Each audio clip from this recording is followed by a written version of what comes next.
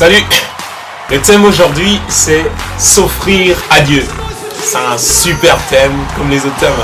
C'est vraiment super. Et pour cette introduction, on va prendre Romains 12, versets 1 et 2.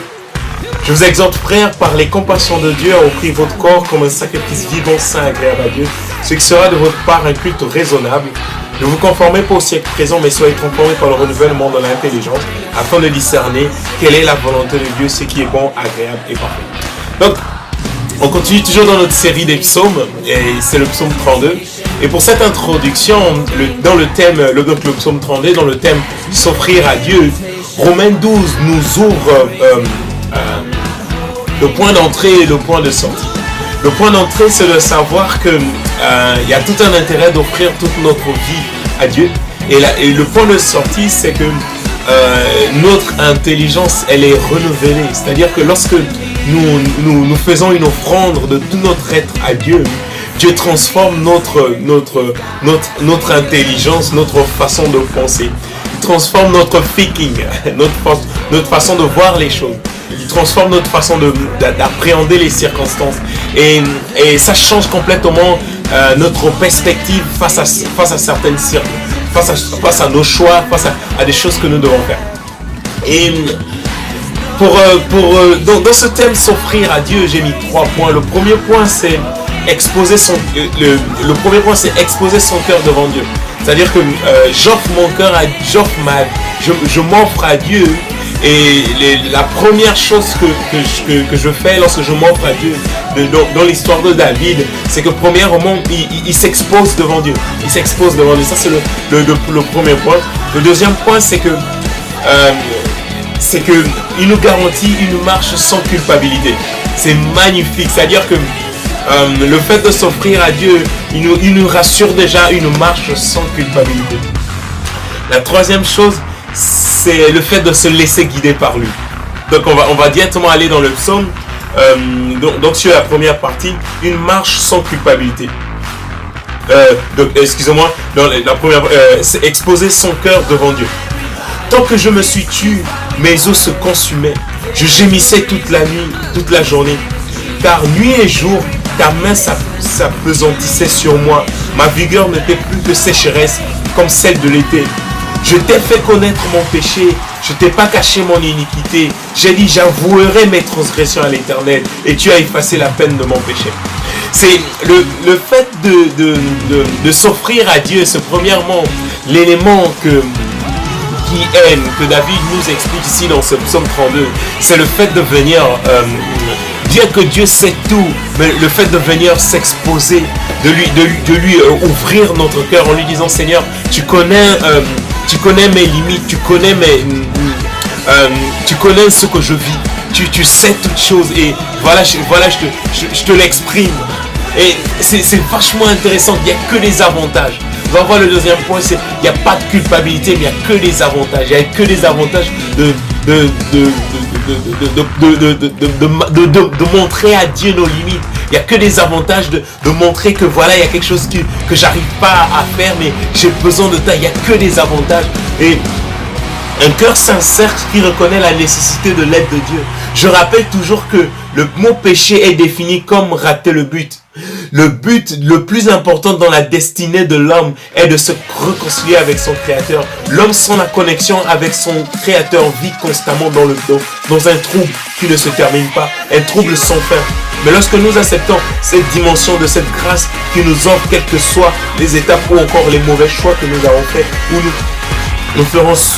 où nous les avons faits souvent par cause d'ignorance, nous avons cette assurance que nous pouvons retourner vers notre Père et l'exposer notre état. Bien entendu, Dieu sait tout, mais tout comme toute relation d'amour, nous avons besoin de l'exprimer. David dit, quand j'ai gardé mon silence, je souffrais énormément. Une des plus grandes souffrances de l'homme, c'est de ne pas ouvrir son cœur devant Dieu. Or, il a été créé pour laisser exposer tout son être entier dans la présence de son maître. Nous avons été créés pour exposer notre vie devant notre maître. Nous avons été créés pour ça. Nous avons été créés pour se laisser, pour laisser notre être s'exposer devant sa présence. Nous avons été créés pour ça. Notre identité se construit, notre identité prend toute sa forme lorsque nous laissons notre cœur exposé devant sa présence. Continue. Donc au verset 5, je t'ai fait connaître mon péché. C'est-à-dire que je t'ai fait connaître ma façon d'agir qui n'est pas de toi. Je te fais connaître ça. J'avoue que j'ai mal agi vis-à-vis de ce que je dois faire. J'ai fait ce que je ne devais pas faire. Voilà, et David il expose, il dit, je n'étais pas caché mon iniquité. J'ai dit, j'avouerai mes transgressions, j'avouerai ce que je ne devais pas faire. J'avouerai. Et tu as effacé la peine de mon péché. Que déjà même le fait de venir dire à Dieu, hey, Seigneur, j'ai mal fait de m'appuyer sur ma propre sagesse. On va voir dans le Proverbe 3 verset 5. Une transgression visible dans la vie de David a été le fait de faire des choix sans Dieu souvent. Proverbe 3 verset 5. Confie-toi en l'Éternel de tout ton cœur et ne t'appuie pas sur ta sagesse. Il y a plusieurs vidéos là où j'ai expliqué que nos ressources, nos propres ressources ne nous permettent pas de guider nos vies. Nous avons besoin de ne pas nous confier en nos propres sagesses, mais nous avons besoin de nous confier en lui. Il dit confie-toi en l'Éternel de tout ton cœur et ne t'appuie pas sur ta sagesse. Ça veut dire que il continue, lorsque on essaye de faire des choix par nous-mêmes, il est certain que nous allons droit dans le mur et c'est un mal pour nous-mêmes. Mais lorsque nous nous appuyons par sa sagesse, c'est sûr et certain que nous avons la certitude que la volonté de Dieu est parfaite. Romains 12 verset, ne vous conformez pas au siècle présent, mais soyez transformés par le renouvellement de l'intelligence, afin de discerner quelle est la volonté de Dieu, ce qui est bon, agréable et parfait. La volonté de Dieu, elle est agréable et parfaite. La volonté de Dieu, c'est de nous guider. On va voir dans la troisième partie, c'est de nous guider, c'est de nous conduire vers la bonne direction. Ça veut dire que Dieu, dans toute sa sagesse, dans toute son intelligence, sa volonté, c'est de nous emmener dans des sentiers qui sont sûrs et certains. C'est de nous emmener à faire des choix qui sont durables. C'est-à-dire que Dieu ne fait pas des choses à moitié, mais il fait toutes choses parfaites. Et il y a tout un avantage pour nous de nous laisser guider dans cette direction. Donc, le deuxième point, c'est que c'est une marche sans culpabilité. C'est-à-dire que nous avons l'assurance que lorsque nous offrons nous offrons à Dieu, nous avons l'assurance qu'il n'y a rien qui nous culpabilise. Il dit, heureux celui à qui la transgression est remise, à qui le péché est pardonné, à qui Dieu ne te... voilà, on a vu la dernière fois, c'est un Dieu plein de grâce, c'est-à-dire que il n'a aucun intérêt de te voir souffrir. Dieu n'a aucun intérêt de te voir dans une situation difficile. Il n'y a aucun intérêt.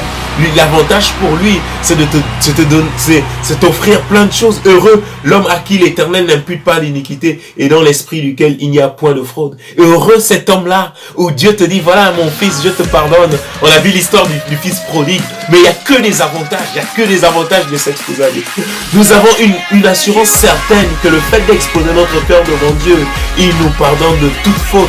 Nous sommes convaincus que si Dieu ne nous accuse pas, qui peut nous condamner? Si Dieu ne t'accuse pas, qui peut te condamner? Personne. Il est le maître de l'univers, il est le créateur de toutes choses. Et si lui, il enlève ta transgression, qui peut te condamner? Personne. Personne. Si Dieu est avec nous, qui sera contre nous? Personne. Alors si personne ne peut être contre nous, alors nous comprenons que le Père de toutes choses nous permet de vivre dans son royaume entre ciel et terre, une vie qui vaut le coup d'être vécue. Aimer pleinement, élaborer des projets pour son royaume avec beaucoup d'assurance et de confiance. Une vie heureuse et en harmonie avec le Créateur de tout l'univers. C'est ça, la Bible elle dit, lorsque Dieu a créé au jardin d'Éden, lorsqu'il dit c'était le bonheur sur la terre, l'homme était complètement en harmonie avec son Créateur avant la chute, avant que l'homme ne choisisse de choisir sa voie. On voit bien que le péché de l'humanité, c'est lorsque l'homme s'éloigne de son Créateur. L'homme se détruit toutes les fois qu'il s'éloigne de son Créateur. S'offrir à Dieu, c'est l'opportunité de revenir vers son Créateur et de vivre une vie pleine, une vie de pleine de bonnes choses, une vie de bonheur, l'assurance est déjà là que Dieu veut, une vie pleine de bonheur pour nous. Oui, une vie où toutes choses sont toutes choses, il nous donne toutes choses afin que nous puissions manager toutes choses avec lui. Dieu veut nous faire participer à son royaume. C'est ça, il veut nous faire collaborer avec lui dans tous ses projets. La troisième chose c'est se laisser guider par Dieu. Il y a tout un avantage de se laisser guider par Dieu. Qu'ainsi tout homme vieux te prie au temps convenable. Si des grandes eaux débordent, elles ne l'atteindront nullement. Tu es un asile pour moi, tu me garantis de la détresse, tu m'entoures des champs de délivrance. Je t'instruirai et te montrerai la voie que tu dois suivre. Je te conseillerai, j'aurai le regard sur toi.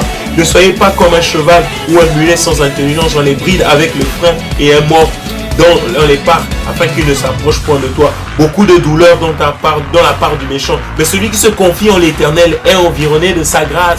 On a vu un Dieu plein de grâce. Les avantages qu'il y a de se laisser guider par sa grâce. Il n'y a que des avantages. S'offrir à Dieu, il n'y a que des avantages. Juste réjouissez-vous en l'Éternel et soyez dans l'allégresse. Poussez des cris de joie, vous tous qui êtes droits de cœur. Il n'y a que des avantages. Et Dieu a une perspective vis-à-vis de sa position bien claire. Les choses Dieu a une position vis-à-vis de sa position bien claire des choses que nous. C'est que sa perspective, sa position vis-à-vis des choses, elle est meilleure. Donc se laisser guider par Dieu, c'est tout un avantage. Il n'y a que des avantages.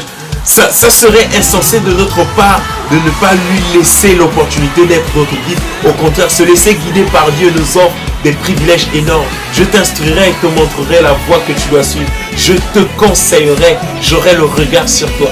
C'est-à-dire que nous avons que des avantages. Nous avons que des privilèges de laisser Dieu être notre guide.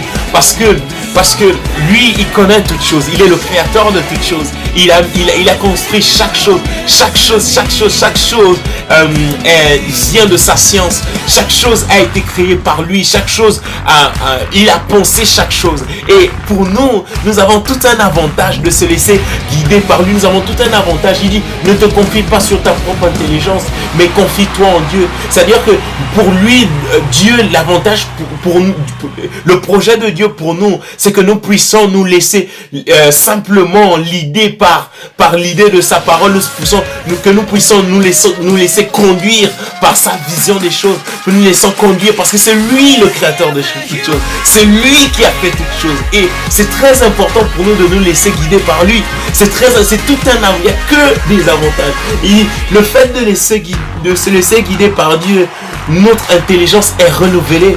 Notre intelligence est renouvelée. Il nous donne l'idée de chaque chose. Il nous dit voici comment les choses doivent se faire. L'homme se détruit totalement par cause d'ignorance. Et l'objectif de Dieu, c'est on a vu le Ésaïe 31 et Ésaïe 11 pour vous souhaiter bonne année. C'est qu'il dit, mon serviteur marchera dans toute ma montagne sainte sans causer de faute. Et il continue, il dit, et toute la terre sera remplie de la connaissance de l'Éternel comme les eaux au plus profond dans l'océan. C'est ça en fait, c'est-à-dire que nous comprenons que lorsque nous nous laissons conduire par Dieu, nos chemins sont tracés. Je voulais t'encourager aujourd'hui, c'est que nos chemins sont tracés. Et vraiment ma prière pour toi aujourd'hui, c'est que Dieu t'imbibe de toutes ces vérités-là. T'imbibe de toutes ces vérités-là et que ça soit clair au plus profond de ton cœur. S'offrir à Dieu, c'est l'opportunité qui est sur ta vie. C'est l'opportunité qui est sur ma vie. Et s'il n'y a que des privilèges de laisser notre vie s'offrir à Dieu, il n'y a que des privilèges d'exposer notre cœur devant lui. Il n'y a que des privilèges de marcher une vie sans culpabilité. Il n'y a que des privilèges de se laisser guider par lui. S'encourager et bonne journée. Ciao.